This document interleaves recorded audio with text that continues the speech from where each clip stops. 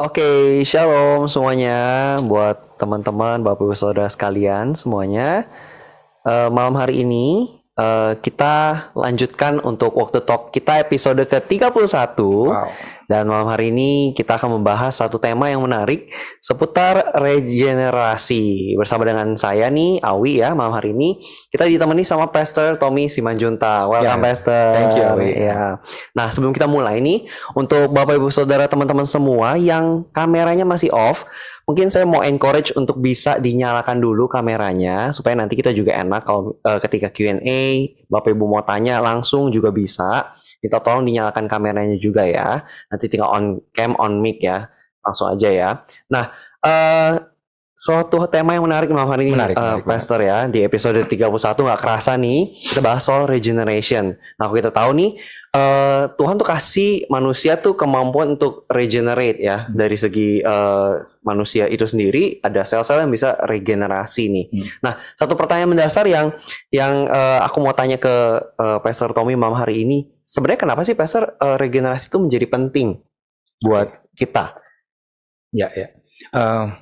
Kalau kita lihat dari sisi sel tubuh tadi dibuka dengan sel, itu keren juga sih ya, ada regenerasi sel. Semua regenerasi sel itu penting untuk dua hal, yaitu untuk kelangsungan, yang kedua untuk pertumbuhan. Ya, untuk kelangsungan hidup, ya harus meregenerasi terus, dan untuk pertumbuhan tambah besar. Nah, demikian juga di dalam segala hal gitu ya. Saya ngelihat ada mitos yang terjadi di masyarakat, bukan hanya di dunia bisnis, tapi juga di dunia rohani. Yaitu generasi pertama membangun, generasi kedua menikmati, generasi ketiga menghancurkan. Dan survei membuktikan hanya sekitar 40-50% aja yang pelayanan atau bisnis yang nyampe ke generasi kedua, dan hanya sekitar 10% yang nyampe ke generasi ketiga, dan hanya sekitar 3% yang nyampe ke generasi keempat. Nah, padahal semua bisnis dan semua pelayanan yang kita bangun pastilah menginginkan dua hal ini, yaitu namanya yang pertama sustainability, yaitu kelangsungan, dan scalability, bertumbuh besar. Tadi kalau dikatakan regenerasi tujuannya buat dua kan, yaitu kelangsungan hidup dan pertumbuhan.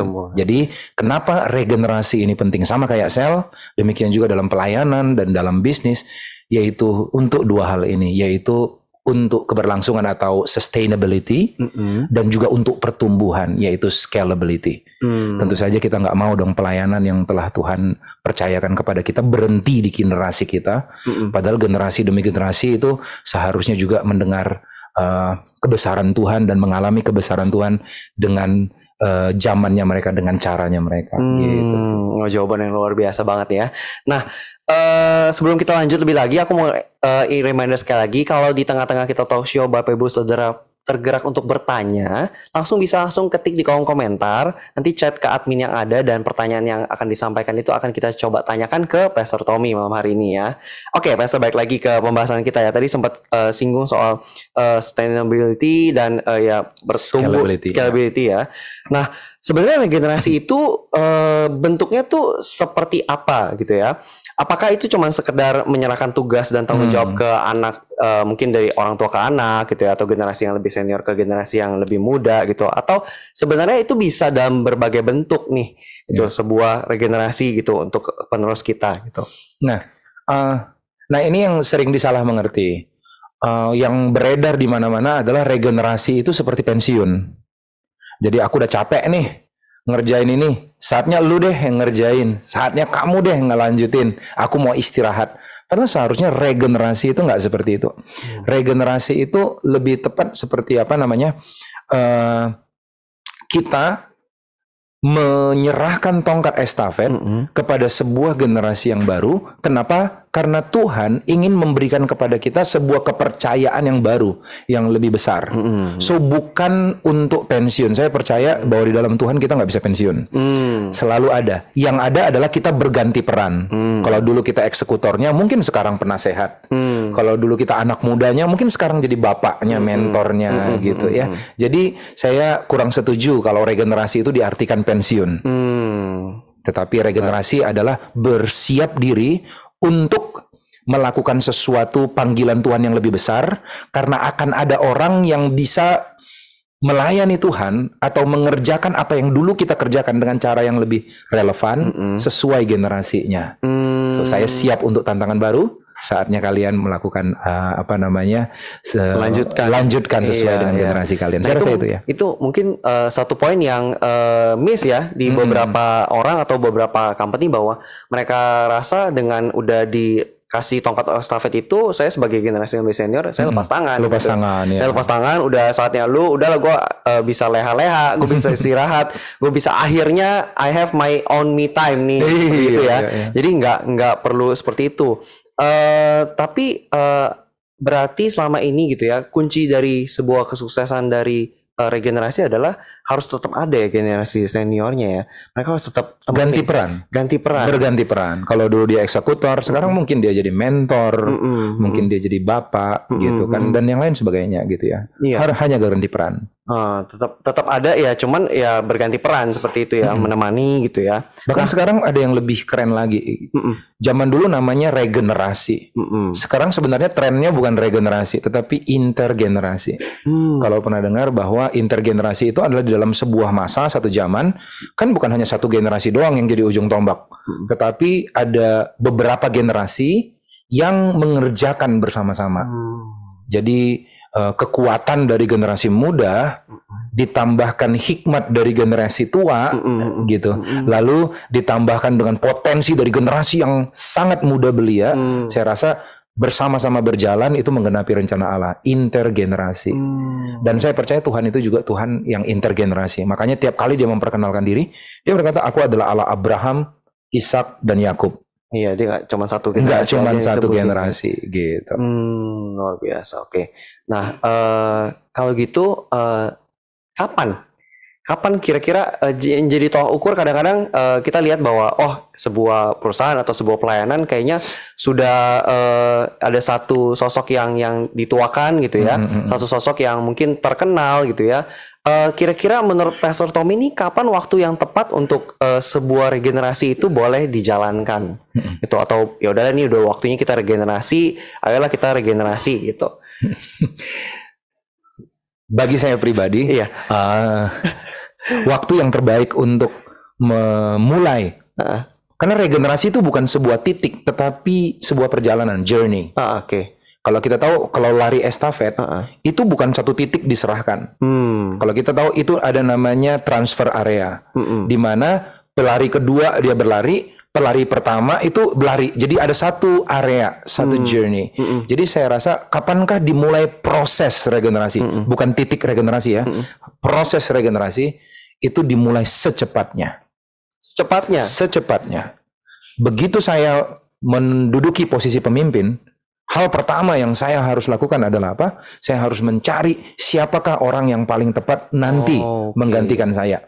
Karena itu bentuknya proses dan panjang gitu. Karena kalau cuman satu titik aja, itu namanya pensiun. Udah capek deh, sekarang kamu yang jalanin. Tapi itu sebuah proses perjalanan. Nanti saya jelaskan prosesnya yang bisa dilakukan untuk ini. Wow, itu cukup menemplak saya juga ya. Karena mungkin selama ini saya pribadi mikirnya ketika kita dipercayakan sesuatu, ibarat kata naik jabatan atau menggantikan, kita jalanin dulu, nanti begitu tengah-tengah baru kiranya udah settle, baru kita cari nih di bawah. Ternyata Pastor Tommy menyampaikan bahwa ketika sudah di awal bahkan udah mesti mulai cari ya, siapa nih yang akan melanjutkan tongkat generasi ini gitu ya. Itu sebuah pembelajaran juga nih buat malam hari ini ya, buat teman-teman semuanya gitu ya. Nah, aku lanjutin ya. Kalau gitu, kalau tadi sebuah journey gitu ya, proses ya, sebuah proses gitu ya. How to start it, Pastor? How to start the process itu sendiri gitu. Mungkin Pastor kalau misalnya mau sambil share pengalaman pribadi juga boleh ya gitu ya. Kalau misalkan mau share pengalaman pribadi untuk how ketika Pastor sendiri itu dipercayakan gitu ya akan suatu pelayanan atau pekerjaan gitu ya. How do you start the process itself? Nah ini lumayan agak panjang nih, ya. Nggak apa-apa. Jadi proses regenerasi itu sendiri cukup panjang. Makanya saya katakan jangan tunggu udah tua dulu, jangan tunggu udah bosen dulu mimpin, baru kasih, karena takutnya nggak cukup waktunya. Butuh waktu. Jadi proses regenerasi itu saya sendiri mempraktekkan itu dengan 3D.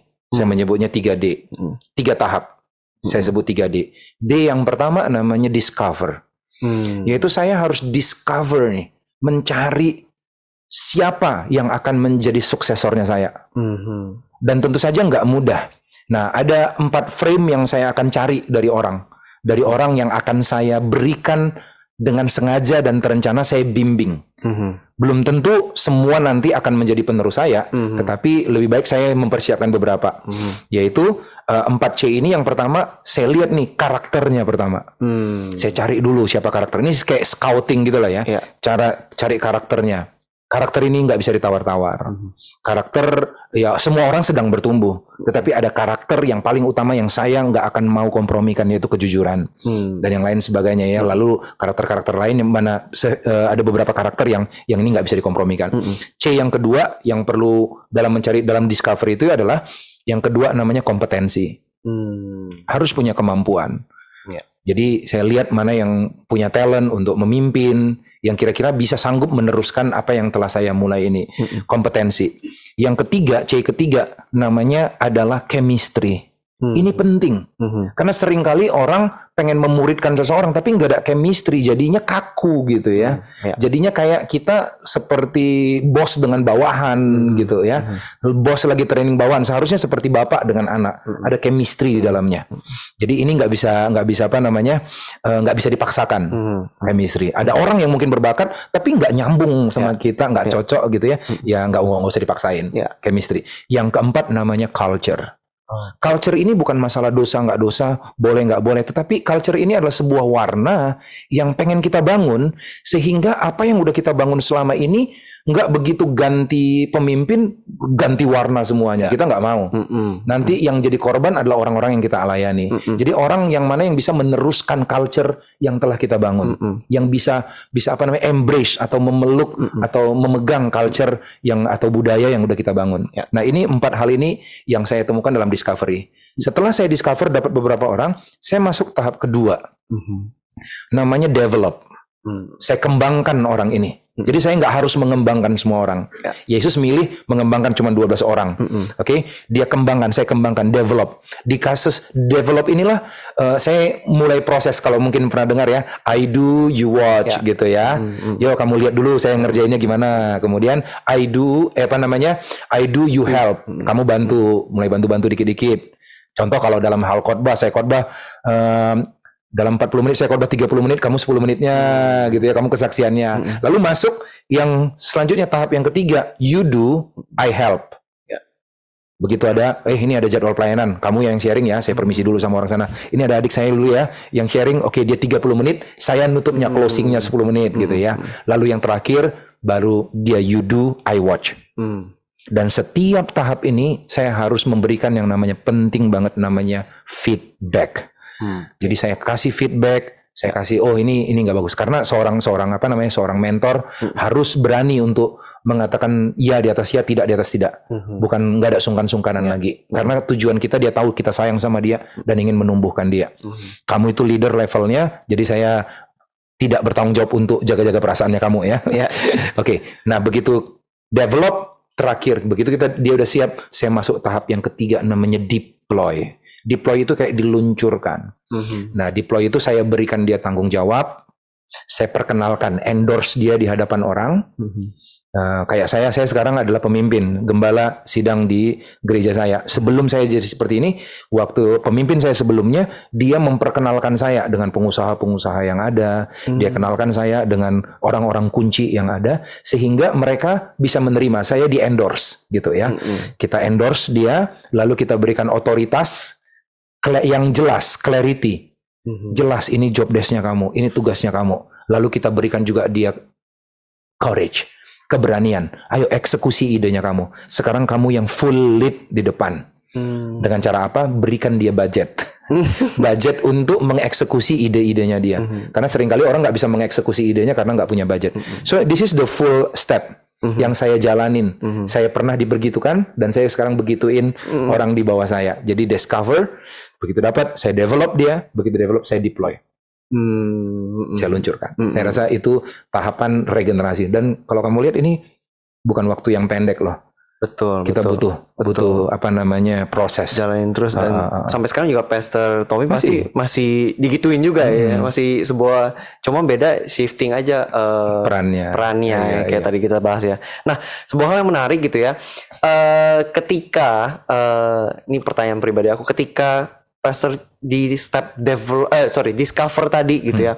Pernah nggak sih Pastor ketika udah masuk ke tahap yang kedua itu salah nih kayak orangnya nih. Ya bisa jadi. Discover gitu ya. Sering kali banyakan salahnya atau gimana nih Pastor di awal-awal gitu? Pasti akan ada. Ada yang mental istilahnya ya. Nah, dan what we expect gitu ya. Yesus aja ada yang mental. Yudas Iskariot dan disiapin 12. Apalagi kita gitu ya. Nah, di dalam develop itu kan ada 3 yang kita kembangkan.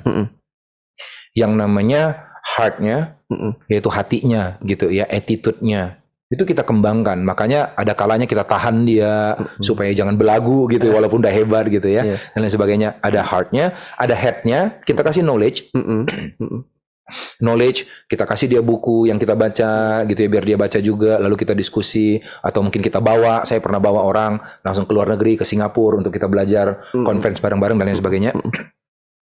Dan yang ketiga hand, hand itu tangan, keterampilannya. Jadi heart, head sama hand ini harus kita latih. Dan di tengah jalan udah pasti ada yang mental. Pasti ada yang mental. Tapi it's okay, bukan berarti dia orang berdosa. Kalau mental, ya saya rasa belum cocok aja, belum tepat. Nah, ya silakan Pastor ngomong. Tolak ukur sampai tentunya saya rasa kayaknya Pastor nggak mungkin ketika dia mungkin gagal sekali atau 2 kali habis itu lantas langsung kayak oh yaudah deh mungkin kita nggak cocok nih gitu. Sampai tahapan mana mungkin teman-teman juga mau belajar gitu ya, sampai tahapan mana kita sadar bahwa kita coba berkali-kali oh ini kayaknya nggak bisa nih gitu. Apakah ada list yang harus dipenuhi gitu ya, atau kalau Pastor sendiri sesuai dengan kriteria yang tadi Pastor sudah sampaikan gitu untuk bahwa setelah disaring kayaknya lu gak cocok nih. Nah, sampai titik apa nih Pastor kalau boleh share? Kan tadi saya sangat percaya bahwa pemimpin yang baik itu, organisasi yang baik bukan mencari pemimpin, tetapi menumbuhkan seorang pemimpin. Nah, jadi saya rasa kalau di tahap develop itu kita kembangkan dia, kita kembangkan. Disitulah kita berperan. Kalau dia butuh heart-nya masalah, attitude-nya masalah, kita jadi mentor buat dia. Kalau knowledge-nya yang kayak agak kurang, kita jadi teacher buat dia. Kalau hand-nya yang kurang, kita jadi coach. Dan saya rasa di tengah jalan akan ketahuan mana yang akan bisa berlanjut, mana yang enggak. Misalkan Pastor dulu. Buat teman-teman semua yang mau tanya ya, kalau misalkan masih mau tanya atau penasaran bisa langsung chat aja di kolom komentar ya. Thank you. Oke, karena ini semakin menarik nih, semakin malam ya. Jadi tanya aja, kalau ada case khusus bisa tanya, bisa langsung tanya ya. Oke. Tadi udah dijelasin 3D ya sama Pastor Tommy, dan kita biar sama-sama malam ini belajar ya. Jadi kalau misalkan ke skip bisa diulang lagi biar step-stepnya itu kita bisa tangkap dengan baik ya. Oke. Ini sudah ada beberapa pertanyaan yang masuk ya. Kita akan coba untuk kita coba tanyakan ke Pastor Tommy ya. Nah, ini ada pertanyaan yang tanya apa sih Pastor penyebab gagalnya sebuah regenerasi yang terjadi? Biasanya kesalahan terbesar dititik beratkan kepada generasi sebelumnya, bukan generasi penerusnya. Apakah benar nih Pastor? Nah, tadi ditanya bagaimana kalau di tengah jalan itu gagal? Sepanjang saya menjalaninya, dan saya juga pasti bukan orang satu-satunya yang dipersiapkan oleh pemimpin saya sebelumnya untuk sekarang bisa jadi gembala. Tapi saya yang bertahan sampai akhir. Saya rasa kuncinya adalah hubungan. Right. Karena discipleship is about relationship.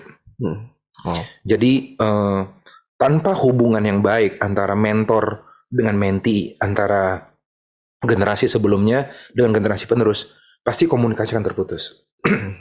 Dan begitu komunikasi terputus, prosesnya nggak akan berjalan dengan smooth. Oke. Oke. Semoga terjawab ya kalau untuk pertanyaannya gitu ya. Nah, ini pertanyaan berikutnya cukup ini nih, mungkin Pastor harus cerita gitu ya. Pastor di usia Pastor yang cenderung muda dan dipercayakan menjadi salah satu leader atau majelis gitu ya. Bagaimana proses peralihan tongkat estafet yang terjadi di gereja Pastor sendiri nih? Jadi saya sadar bahwa saya sudah dipersiapkan sejak lama. Saya sudah dipersiapkan sejak lama, makanya saya dibawa kemana-mana, saya di-endorse, dan juga diberikan tugas-tugas. Ya. Diberikan tugas-tugas untuk saya jalanin. Minta maaf nih. Ya, apa Pastor? Lagi gatel. Iya. Nggak apa-apa, pelan-pelan Pastor. Kita masih punya banyak waktu ya. Jadi mohon dimaklumi juga. Sambil cerita santai ya Pastor. Jadi saya sebelumnya adalah seorang youth pastor. Pastor di gereja saya. Lalu banyak prosesnya, banyak hal yang saya dulu nggak cocok dengan pemimpin yang pemimpin saya, atasan saya. Dan mereka juga tahu banyak hal yang mungkin berbeda pemikiran mereka dengan pemikiran saya. Di tengah-tengah darah mudanya saya, so idealisnya saya gitu ya. Di situ banyak konflik yang terjadi. Tapi satu hal yang saya rasa disampaikan oleh pemimpin saya adalah mereka melihat, kata mereka ya, saya cukup rendah hati untuk mau berubah, untuk mau mendengar nasihat, dan untuk menerima teguran. Dan itu yang membuat akhirnya saya maju terus, sampai akhirnya dipercayakan banyak hal. Oke. Coba jawabannya Pastor ya. Oke, jadi teman-teman memang kuncinya ya, hubungan itu ya mesti dijaga gitu. Dan aku tangkap hatinya Pastor ya. It's okay Pastor. Kalau kita sebagai orang yang mau dipercayakan gitu ya, kita juga perlu punya kerendahan hati untuk mau terus dibentuk ya Pastor ya, terus mau diarahkan ya, terus mau untuk di guide gitu ya. Nah, tapi apakah seorang yang mau melakukan regenerasi itu gitu ya, dia harus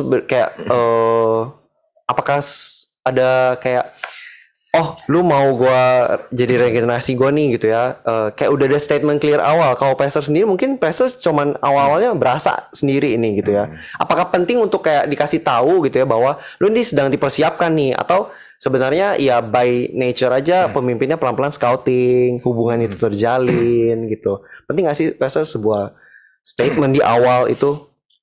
Saya rasa statementnya nggak perlu dari awal gitu ya. Tapi lewati proses dulu. Sampai akhirnya kita yakin bahwa ini orang, baru kita endorse. Karena kalau dari awal agak bahaya gitu nantinya takutnya. Saya minta maaf nih batuk-batuk. Iya, gatel banget. Iya ya, take your time.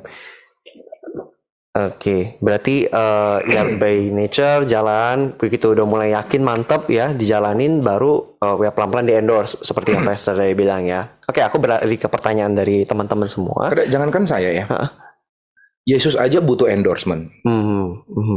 Waktu dia dia belum ngapa-ngapain, dia belum punya siapa nih kamu gitu. Bahkan sepupunya lebih terkenal, namanya Yohanes Pembaptis. Tetapi waktu dia dibaptis dia telah melewati proses 30 tahun dibentuk sebagai seorang anak di keluarganya. Bayangin ya, dia punya power Tuhan, tetapi submit di bawah kepemimpinan orang tua yang sederhana, yaitu Yusuf dan Maria. Dan begitu dia tunduk, menggenapi kehendak Allah, bersedia dibaptis, walaupun tidak ada dosa sama sekali, ada suara dari sorga berkata yang mengendorse dia, inilah anak yang kukasihi, kepadanya lah aku berkenan. Kepadanya lah aku berkenan. Dan kalau kita lihat, itu 2 kali Tuhan mengendorse-nya. Pada pertama itu di Sungai Yordan, inilah anak yang kukasihi, kepadanya lah aku berkenan. Tetapi saat itu Yesus masih diproses. Dan setelah proses pelayanan, dia dapat murid, dia mulai melakukan segala hal kehendak Allah, memberitakan kerajaan Allah, dia dibawa naik ke atas puncak. Ya. Dia mengalami transfigurasi, dimuliakan. Ada suara dari sorga ngomong sekali lagi, endorse dia sekali lagi. Inilah anak yang kukasihi, kepadanya lah aku berkenan. Ditambah satu lagi, dengarkanlah dia. So itu full endorse-nya Tuhan tuh. Full endorse-nya, dengarkanlah dia. Kenapa? Karena orang saat itu ngedengar ada 3 tuh yang muncul di atas gunung transfigurasi, yaitu Musa, Elia, dan Tuhan Yesus. Petrus pengen ngedengerin 3-tiganya. Dia bilang, aku pengen bangun nih kemah ini, untuk satu untuk kamu, satu untuk Elia, satu untuk Musa, gitu. Tapi Tuhan suara dari surga berkata, no, yang kamu dengarkan cuman ini. Jadi ada clarity di situ. Nah, jemaat, di saat kita tidak diberikan clarity siapa leadersnya kita, maka apa yang terjadi, orang nggak akan bisa, penerimaan akan susah. Dan saat itu Petrus nggak mau lagi dengerin yang lain ya, Musa dan Elia, dia dengarkan Yesus. Saya rasa itu sesuatu yang luar biasa. Sesuatu yang luar biasa ya. Hal simpel seperti itu bisa jadi pembelajaran buat kita semua nih malam hari ini ya. Oke, aku izin balik ke pertanyaan lagi gitu ya. Shalom Pastor, apakah ada proses regenerasi yang prematur di mana si anak dideploy tapi ternyata belum siap lalu menyebabkan blunder? Bagaimana cara mengantisipasi dan menanggulangi dampaknya? Itulah butuhnya seorang bapak. Seorang bapak. Kalau dikatakan bagaimana kalau blunder? Saya justru mau bilang pasti akan ada blunder. Pasti akan ada blunder. Tetapi disinilah kita sebagai seorang bapak yang akan menyerahkan tongkat regenerasi seperti saya, akhirnya memberikan tongkat regenerasi kepada youth pastor yang baru. Ada banyak blunder. Tetapi begitu ada blunder, begitu ada blunder, yaudah sini deh, gue yang ngerjain aja. Gue lagi deh Ted, kayaknya kamu bikin kacau nih. Maka apa yang terjadi? Antara pertama, saya nggak akan bisa fokus mengerjakan apa yang Tuhan percayakan sekarang sama saya, karena saya harus turun balik. Dan yang kedua, orang yang saya persiapkan tidak akan pernah jadi dewasa. So, saya suka kata Craig Groeschel yang dia bilang gini, bahwa apabila kita mau menjadi pemimpin, kita harus menyediakan ruang untuk chaos terjadi di dalam organisasi kita. Chaos akibat delegasi tadi tersebut. Kita harus memberi kesempatan orang untuk salah. Tetapi yang paling penting kan ada feedback. Kita kasih dia masukan, kita evaluasi gitu ya. Dan kalau kita udah lihat proses selama ini dia mau dengerin kita, nggak mungkin dia nggak akan dengerin lagi kita di saat dia melakukan kesalahan. Dan kita juga harus kembali turun ke bawah untuk meyakinkan orang, tenang aja, namanya masih muda. Contoh nih ya, satu contoh. Saya dipersiapkan untuk khotbah di umum kira-kira sekitar 10-15 tahun yang lalu. Sebelumnya saya khotbah di anak muda. Di anak muda itu saya khotbah itu gayanya gaul banget lah, gaul banget. Lalu dikasih kesempatan pertama di umum. Karena saya pengen gembala saya pengen endorse saya. Dimulailah. Begitu di umum saya khotbah pertama kali, saya udah siapkan bagus. Saya ingat tuh khotbah tentang Roh Kudus. Lalu saya lihat arti kata Roh Kudus biar keren bahasa Yunani-nya, yaitu pneuma. Itu seperti angin. Tetapi gaya bahasa saya adalah gaya bahasa anak muda yang akhirnya saya sadar itu nggak sopan. Waktu itu saya nggak ngerti. Karena level sopannya anak muda dengan sopan orang tua agak beda. Saya katakan Roh Kudus itu, saya ingat banget nih khotbah saya. Roh Kudus itu pneuma bahasa Yunani-nya. Itu adalah seperti angin. Seperti angin. Bisa dirasakan tapi nggak bisa dilihat. Itu roh. Seperti kentut lah. Saya minta maaf ya. Saya ngomong gitu. Seperti kentut. Itu kita bisa rasakan baunya, tetapi kita nggak bisa lihat wujudnya. Sampai kita tuduh-tuduhan siapa ini. Kalau di anak muda mungkin ketawa gitu ya kan. Itu nggak sopan. Dan akhirnya apa yang terjadi? Langsung gembala saya dapat terima WhatsApp, SMS dari jemaat, tang ting tung protes, nggak terima. Saya di ban 3 tahun. 3 tahun saya nggak diterima, saya nggak ditugasin lagi. Tapi apakah saya menyerah? No, saya tahu itu pembelajaran. Dan akhirnya apa yang saya lakukan? Saya ngambil kesempatan. Berarti audiens saya selama ini terlalu banyak orang muda, remaja. saya nggak tahu gimana cara berhikmat, sopan sama orang tua. Jadi saya ambil pelayanan-pelayanan. Waktu saat itu adalah pelayanan kantor-kantor, kantor-kantor lewat business office ministry. Itu nggak cengli banget lah. Saya lebih habis setiap kali saya pelayanan saya rugi lah, habis bensin jauh, habis tenaga, habis waktu, tapi nggak peduli karena saya lagi belajar 3 tahun lamanya.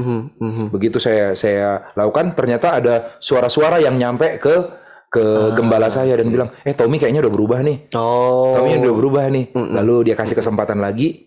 Kali ini udah sekitar 70% jemaat nerima. Sekali lagi sekarang 90% nerima. Dia coba lagi dan akhirnya saat itu sekarang bahkan saya yang paling banyak jadwal khotbahnya di di gereja kami. Kenapa? Karena lewat proses itu.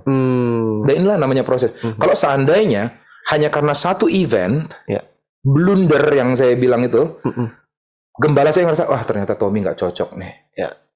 Dia akan kehilangan saya, dan saya juga akan kehilangan panggilan saya. Jadi itulah pentingnya untuk memberi ruang bagi kesalahan. Saya rasa masalah prematur atau tidaknya itu relatif.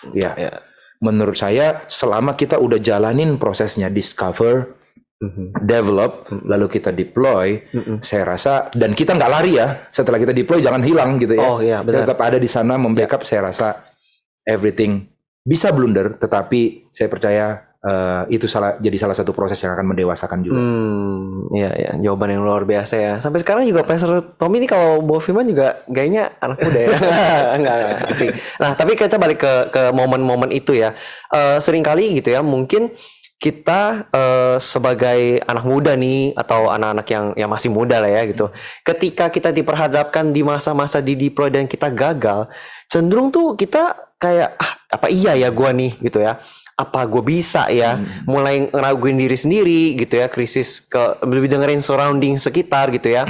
Dan mungkin Pastor bisa share gitu ya, kenapa di momen itu Pastor tuh sikap hatinya seperti apa, dan gimana cara Pastor bounce back untuk ngadepin, nggak tahu mungkin Pastor ngalamin intimidasi kah atau apapun itu yang sehingga nggak nih gue bisa kok, ayo fight back gitu. Apa Pastor mungkin yang Pastor tanamkan ke diri sendiri nih, mungkin buat anak-anak muda nih yang mungkin baper, kadang-kadang udah tarik diri duluan nih, mundur, nggak deh, nggak mau lagi deh, gitu-gitu deh, takut. Saya sangat percaya bahwa elastisitas atau kelenturan rohani dari seseorang, yaitu di saat dia dibengkokkan tapi nggak patah gitu ya, dia kena kritik tetapi maju terus, adalah dari hubungan pribadinya sama Tuhan. Hubungan pribadi saya sama Tuhan dan keyakinan saya akan visi dari Tuhan, itu yang buat saya maju terus. Karena kalau nggak gampang loh terima kritik. Betul. Kita cenderung ingin membela diri dan bilang, lu aja yang nggak gaul, nggak terima khotbahnya gue, nggak bisa gitu kan gitu. Belajar untuk terima, belajar untuk berubah gitu ya. Belajar untuk ngedengerin orang lain. Saya rasa kelenturan rohani itu didapat dari hubungan pribadi sama Tuhan. Di saat kita saat teduh, kita dengar bahwa Tuhan juga menegur hal yang sama gitu ya. Ya saya rasa hal-hal itu ya yang jadi kekuatan dalam hidup saya untuk maju terus gitu ya. Nah, di momen-momen aku korek sedikit lagi ya Pastor, izin ya. Di momen-momen di band 3 tahun itu gitu ya. Leadernya dari Pastor Tommy ini apa yang dilakukan? Apakah dia benar-benar encourage Pastor buat ayo kamu bisa Tom gitu ya. Udahlah nggak usah dengerin mereka gitu ya. Di momen-momen itu apakah ada support demi support yang dilakukan gitu hingga akhirnya Pastor dipercayakan kembali lagi untuk bisa lakukan tanggung jawab itu gitu? Ya, saya tetap dipercayakan. Saya tetap dipercayakan, tetapi nggak di gereja secara umum, tetapi di satu slot, yaitu youth. Nah, jadi di situ saya discover, saya kembangkan kepemimpinan saya kembangkan public speaking saya, dan lain sebagainya. Lalu yang paling jelas adalah gembala saya itu manajemennya bagus banget. Sedangkan saya kuat di dalam leadership, motivasi, tetapi untuk manajemen saya agak berantakan. Nah, jadi sepanjang proses itu saya dilatih manajemen, bagaimana mengembangkan. Tetapi saya bisa ngerasa bahwa dia sayang sama saya sejak dari sejak sekalipun sekalipun saya mungkin ada area-area yang belum bisa dipercayakan sama saya. Jadi saya rasa di saat kita didisiplinkan seperti itu, bukan berarti seluruh kepercayaan ditarik. Tetap kasih kepercayaan, tetapi dalam skop yang lebih kecil supaya damage-nya jangan terlalu besar nantinya. Sampai dia siap lagi untuk di-deploy di dalam kepercayaan-kepercayaan yang lebih besar gitu ya. Oke. Nah, mungkin anak-anak atau teman-teman semua atau Bapak Ibu familiar nih, aku lompat dulu ya ke satu phrase yang disebut dengan dicemplungin. Ya kan ya. Mungkin apalagi teman-teman yang anak-anak muda nih biasa nih, atau teman-teman yang Bapak Ibu yang mungkin gerejanya nih berasa kayak, oh nih kayaknya udah nggak ada orang lagi nih, mau nggak mau dicemplungin si A gitu atau dicemplungin si B gitu ya. Sebenarnya pastor sendiri tuh setuju nggak sih dengan konteks ya udahlah dicemplungin, nanti lama-lama dia juga akan belajar berenang sendiri dan dia akan bisa gitu ya. Pastor gimana tanggapan pastor akan hal itu gitu? Ya, di satu sisi cemplungin itu lumayan berhasil di beberapa orang. Ya. Kalau seandainya masalahnya adalah cuman di mana namanya di skill. Ya. Ya, bukan masalah di skill, di keberanian, di courage. Jadi dia harus didorong, dicemplungin sehingga courage-nya muncul. Tetapi yang bahaya adalah kalau dia dicemplungin, tetapi ternyata problemnya bukan di keberanian, tapi problemnya di karakter. Kita cemplungin, lalu karakternya itu bikin damage di mana-mana. Ya. Waduh, saya pernah belajar untuk cemplungin. Pernah, itu sebuah kesalahan. Begitu dia dicemplungin, tahu nggak apa yang terjadi? Dia ternyata dulu pikiran kita ini, saya tahu dia punya masalah ini, masalah karakter ini. Saya kira dengan diberikan jabatan, kan itu kan prinsip cemplungin ya. Diberikan jabatan dia akan berubah. Dia akan lebih bertanggung jawab, dia akan lebih berhikmat, lebih wise. Ternyata enggak. Perubahan status enggak bisa mengubah karakter. Ya kayak kita bapak-bapak aja lah. Zaman sekarang bapak-bapak. Dia bilang, lu kok mau kawin sama dia sih? Ini orang pacaran ya. Kok mau kawin sama dia sih? Dia kan orangnya dari 24 jam, 18 jam main game gitu ya kan. Gamer sejati gitu. Itu kan karena dia belum belum jadi bapak. Nanti kalau udah punya anak, pasti dia jadi bertanggung jawab. Bohong banget. Saya ngelihat sekarang gimana ada bapak-bapak yang bahkan mengabaikan anak di rumah tangga karena main game. Kemarin berita detik.com kalau lihat itu ada seorang bapak yang bahkan sampai membunuh anaknya karena anaknya gangguin dia main Mobile Legend. Waduh. Jadi benarkah perubahan status mengubah karakter? Enggak. Nah, jadi kita harus sadar itu. Jadi kita pilah-pilah. Kalau masalah cemplunginnya adalah masalah courage doang, masalah keberanian doang. Ini sebenarnya anaknya punya skill. Ini sebenarnya anaknya udah siap karakternya. Cuman kurang berani aja, ya cemplungin, nggak apa-apa. Oke.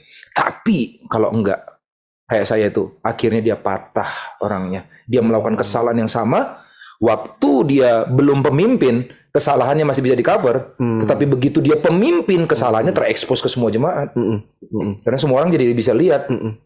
Dan kecewanya luar biasa. Jadi saya rasa harus hati-hati untuk sistem cemplungin ini. Jadi belajarlah untuk ngelihat kebutuhannya gitu ya. Oke.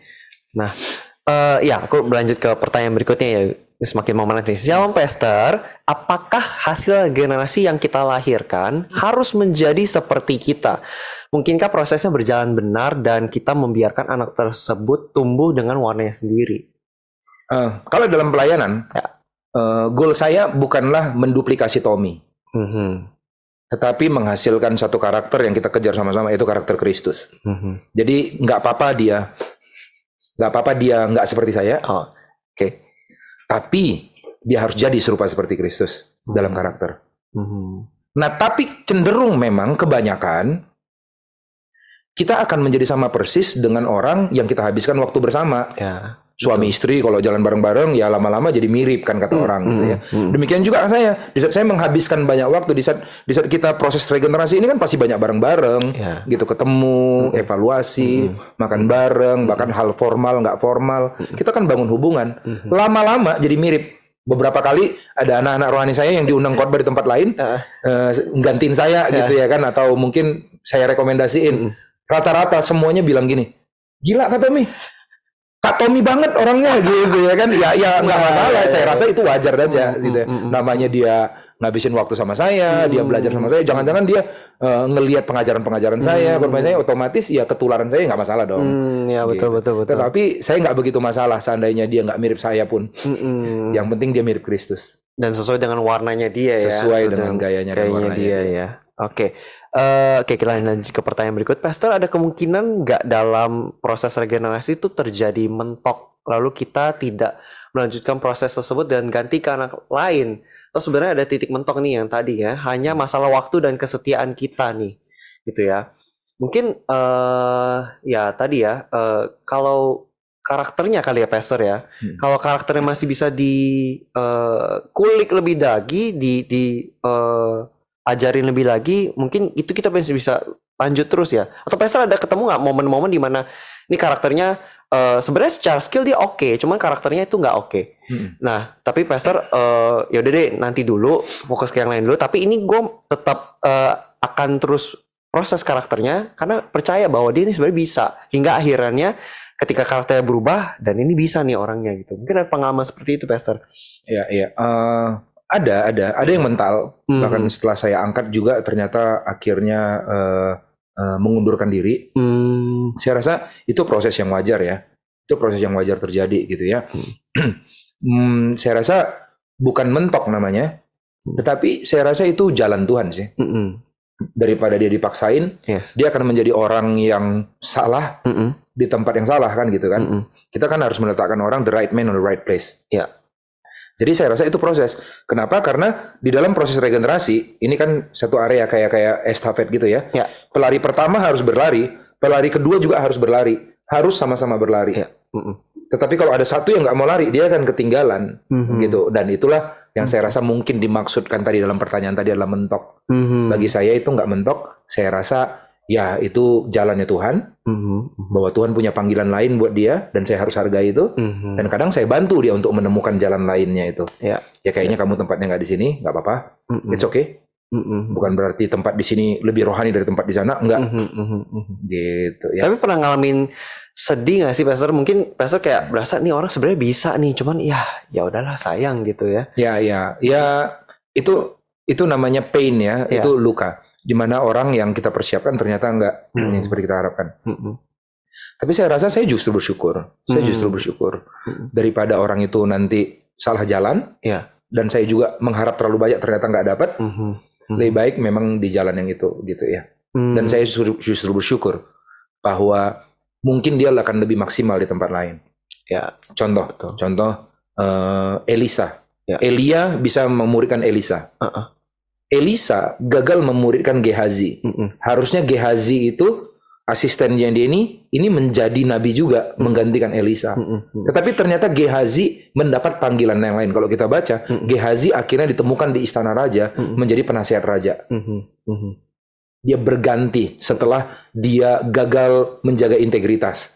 Dia ngambil persembahan Naaman yang harusnya untuk Elisa, dia ambil, dia nipu, dia bohong gitu ya, dan akhirnya dia kena kusta. Setelah hidup kusta sekian lama, kalau dalam buku The Greatest Comeback, ternyata Gehazi itu adalah bagian dari orang kusta yang pertama kali mendapat 4 orang kusta di pintu gerbang yang akhirnya mendapat mujizat pemulihan. Waktu Israel dikepung, dan akhirnya dia diangkat menjadi penasehat raja. Panggilan Tuhan tetap jalan dalam Gehazi, yaitu untuk mengubahkan bangsa, tetapi caranya beda, bukan jadi nabi, tetapi jadi penasehat raja. Saya rasa ini adalah sebuah gambaran di mana kita nggak usah ngotot dengan apa yang kita mau, Tetapi kita percaya dalam seluruh proses ini ada satu orkestrator ya, ada seorang sutradara yang ngatur semuanya, ngatur siapa yang berhenti, siapa yang lanjut, nah ini siapa yang ngikutin, siapa yang enggak, yaitu namanya Roh Kudus. Karena saya percaya bahwa ini adalah di hati Tuhan juga untuk regenerasi berlangsung gitu ya. Nah, kalau di Alkitab ini kita lihat nih ya, kayaknya agak jarang, mungkin bahkan hampir nggak ada nih pastor yang sampai 3 generasi. Daud sampai Salomo putus di situ. Tadi pastor sempat singgung Elisa putus di situ. Nah, aku tertarik nih gitu ya. Menurut pastor kenapa sih pastor ibarat kata kenapa nggak bisa lanjut terus gitu? Kenapa seolah-olah putus di 2 nih? Kalau tadi pastor openingnya dengan generasi pertama membangun, generasi kedua dan selanjutnya gitu. Tapi ini kenapa contoh-contoh mungkin yang kita baca sehari-hari gitu di Alkitab cenderung stop di second generation gitu? Ya, saya rasa enggak juga. Enggak juga. Buktinya kita jadi orang Kristen sampai sekarang.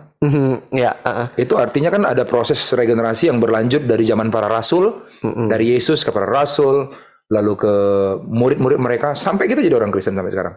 Dan banyak pemimpin. Dan kalau ditanya lebih banyak mana orang Kristen dalam arti scalability?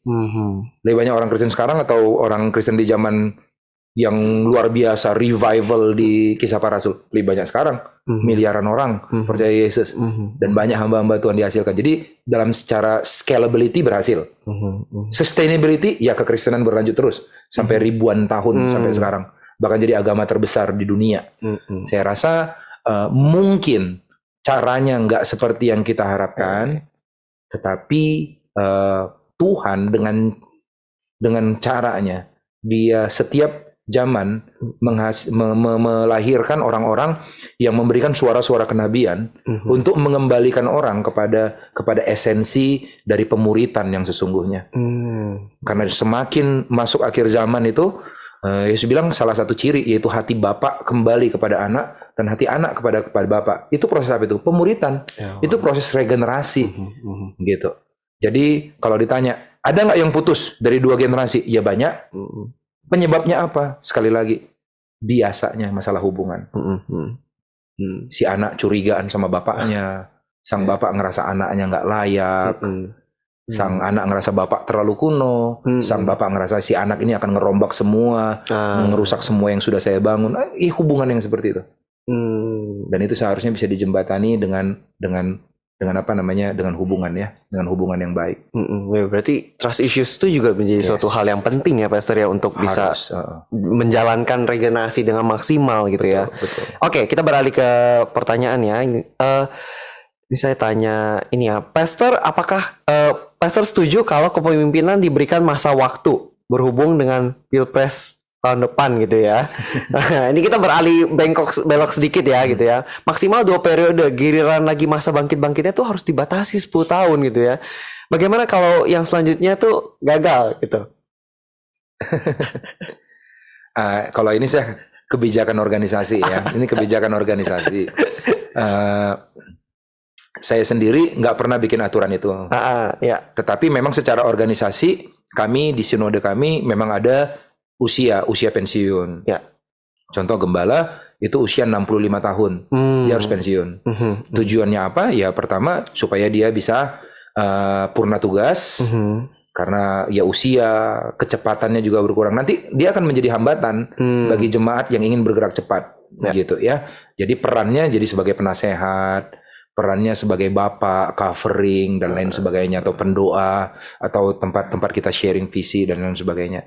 Jadi saya rasa untuk secara organisasi perlu ada aturan, tetapi kita harus sadar benar-benar bahwa kita itu tidak melayani karena jabatan. Kita melayani karena Tuhan masih percayakan hidup kita. Kalau aku mati, kata Paulus, itu adalah keuntungan. Tapi kalau aku masih hidup, itu artinya memberi buah. Dan kita nggak boleh egois. Buah itu bisa dihasilkan lewat apa aja. Punya jabatan atau nggak ada jabatan, kita bisa berbuah. Boleh berhenti di dalam apa namanya, di dalam jabatan, tapi jangan pernah berhenti dalam pelayanan. Gitu. Luar biasa itu menjawabnya guys.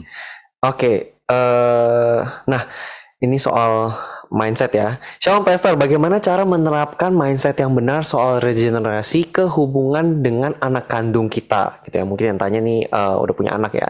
Karena beda dengan konteks regenerasi rohani, membesarkan anak kita jalani dengan sangat natural sehari-hari, sulit memahami langkah dengan jelas nih. Karena kan mungkin nempel banget nih dari bapak sama anak gitu ya. Gimana cara menerapkan mindset yang benar? Ya. Nah, kalau ini udah parenting ya. Nah, kalau menurut saya justru bentuknya bukan regenerasi ini, tetapi legacy.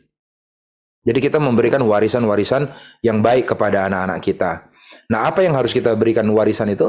Warisan yang pertama adalah warisan cinta Tuhan, takut akan Tuhan. Anak-anak itu dibagi atas 3 kelompok usia nih. Ini sedikit parenting nih. Dari usia 0 sampai 6 tahun, peran kita berbeda-beda di setiap musim kehidupan mereka. Dari 0 sampai 6 tahun, peran kita adalah sebagai gembala, pakai tongkat. Ya. Itu doktrin aja lah, doktrin. Gitu ya. Harus begini, harus begitu. Kenapa harus begini? Ya emang begitu. Ya dan lain sebagainya. Kita bisa jadi sebagai gembala, usianya memang gitu. Dari 6 sampai mungkin sekitar 13 tahun. Di situ kita bukan jadi gembala lagi yang bisa menentukan ini dan itu. Dan domba harus ikut, tetapi kita jadi yang namanya teacher. Ya. Kita harus bisa jelaskan kenapa. Kalau kita bilang kan harus begini, saya aja pertanyaan anak-anak udah mulai, kenapa hari Minggu harus ke gereja, gitu ya kan? Kenapa harus ketemu orang? Dan lain sebagainya. Kita harus bisa menjelaskan dengan baik. Jadi mereka akan mengagumi di saat kita bisa, mereka akan mendengarkan kita di saat kita punya jawaban atas pertanyaan mereka. Tapi setelah 13 tahun, kita udah nggak bisa lagi. Mereka udah lebih pintar dari kita dalam googling. Mereka udah punya resource, mereka punya sahabat, mereka akan lebih pintar daripada kita. Maka peran kita di situ berbeda lagi. Tadinya gembala, berubah jadi teacher atau guru. Kali ini kita jadi sahabat. Sahabat itu hanya bisa mendengarkan. Makanya saya dari sekarang saya udah bilang sama anak-anak saya. Karena saya tahu ada waktunya di mana saya itu bukan lagi sumber hikmat utama mereka. Jadi saya bilang gini, tapi saya mau mereka akan terus menghubungi saya, terus terbuka sama saya. Saya katakan, kamu buat kesalahan apapun, Daddy pasti akan ampuni. It's okay, banyak orang buat salah, jangan pernah takut. Tetapi satu yang Daddy paling gak suka, yaitu kalau kamu tidak jujur. Selalu terbuka, Daddy nggak akan pernah hukum kamu. Yang Daddy lakukan adalah Daddy akan bimbing kamu. Gitu. Jadi dari sekarang, dari kecil dia udah belajar untuk terbuka, belajar untuk nggak takut untuk cerita di saat salah, sehingga saya bisa mengkoreksi dari awal. Nah, saya rasa inilah legacy. Sampai akhirnya di mana? Mungkin ini proses regenerasi. Sampai akhirnya suatu saat nanti dia membentuk keluarga sendiri. Dia akan membawa semua warisan-warisan iman. Cara saya memperlakukan istri, cara saya memperlakukan anak, gitu ya. Nanti akan dia bawa. Karena kalau ayam melahirkan ayam, gitu ya kan. Sapi melahirkan sapi. Seorang ayah harusnya bukan melahirkan anak, melahirkan ayah. Goal terbesar saya sampai dia jadi ayah yang baik, yang memimpin legacy. Seorang pemimpin di gereja. Goal saya bukan melahirkan jemaat, pemimpin, melahirkan pemimpin. Wow. Itu yang menjadi desire saya ya. Oke, luar biasa. Satu pertanyaan terakhir nih, Pastor, nggak kerasa udah mau jam 9 ya. Tahu tadi dari sisi yang mempersiapkan regenerasi. Nah, ini satu pertanyaan terakhir. Aku tertarik kulik dari sisi sang anak atau sang yang dimenti.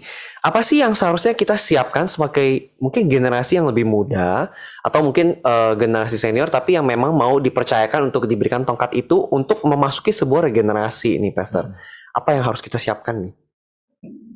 Ya, saya rasakan 3 hal itu. 3 hal itu. Yaitu yang pertama namanya attitude. Yang kedua namanya skill. Attitude, skill. Yang ketiga namanya knowledge. Jadi dari sekarang belajar persiapkan 3 hal itu. Tambahkan knowledge, pertajam skill kita. Jangan jadi orang yang bisa semuanya. Tapi pertajam apa yang menjadi kekuatannya kamu. Karena firman Tuhan katakan adalah apa? Kasihilah Tuhan dengan segenap hatimu, dengan segenap jiwamu, dan segenap kekuatanmu, akal budimu, dan segenap kekuatanmu. Kita disuruh melayani Tuhan pakai strength-nya kita. Nah, cuman manusia kan cenderung gini, kayak kita sama anak-anak gitu ya. Nilai matematikanya 5. Atau 6 lah gitu ya, 6.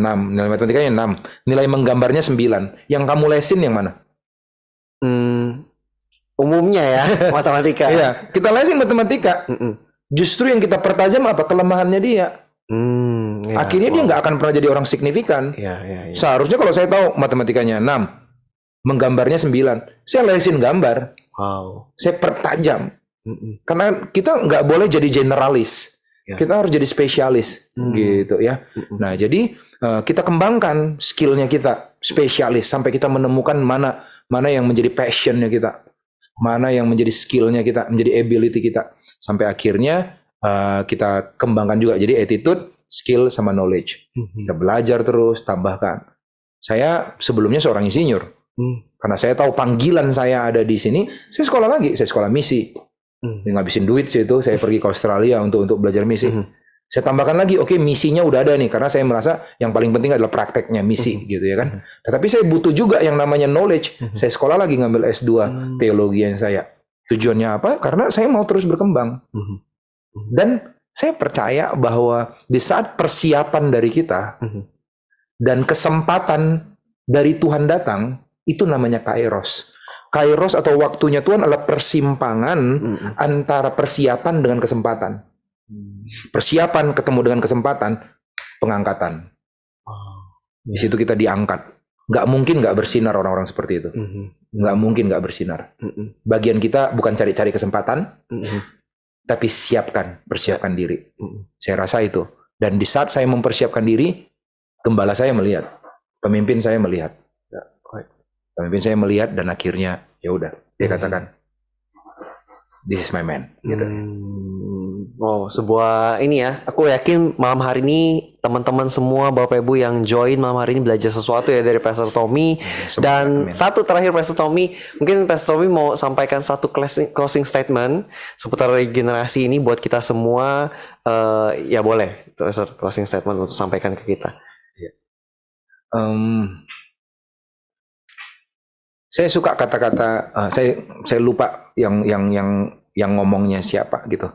Tetapi dikatakan gini, build a cathedral that is not you who finish it. Itu namanya regenerasi. Jadi kita membangun sesuatu yang nggak berhenti di kita, tetapi bisa dilanjutkan dari generasi ke generasi. Nah, itulah yang dibangun Daud. Daud ngebangun kecintaan akan Tuhan dan dia mempersiapkan segala bahan baku yang dipersiapkan, tapi yang finishnya siapa? Katedralnya atau bait Allahnya siapa yang menyelesaikan? Anaknya Salomo. Itu namanya regenerasi, di mana apa yang menjadi visi kita itu berlanjut ke generasi yang selanjutnya. Saya rasa mulailah siapapun kita, nggak harus jadi pemimpin. Nggak harus jadi apa namanya gembala gereja, tapi setiap kita semuanya bisa membangun yang namanya legacy atau warisan rohani yang di saat orang mengenang kita nanti mereka mengenang hal-hal yang baik dari kita. Itu warisan rohani yang orang akan bilang, aku bersyukur bisa ngelihat hidupmu, aku bersyukur bisa kenal kamu, aku bersyukur bisa kerja bareng kamu.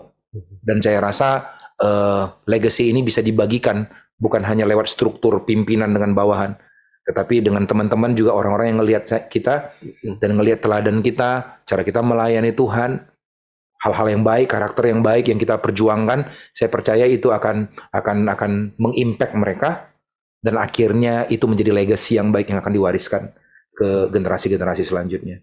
Ya, saya rasa itu sih ya. Lagi luar biasa nih, malam yang ini aku pribadi belajar sesuatu ya. Aku percaya malam hari ini teman-teman semua juga belajar sesuatu. Dan boleh kasih reaction nih sebelum kita akan masuk ke segmen berikutnya ya. Thank you buat Pastor Tommy ya malam hari ini. Ya, dan pengumuman untuk The Talk berikutnya, di episode berikutnya nanti bisa disaksikan di Tanjung Duren Update ya. Ya, shalom. saudara yang dikasih Tuhan, semuanya shalom. Pasti kita belajar banyak banget nih malam hari ini.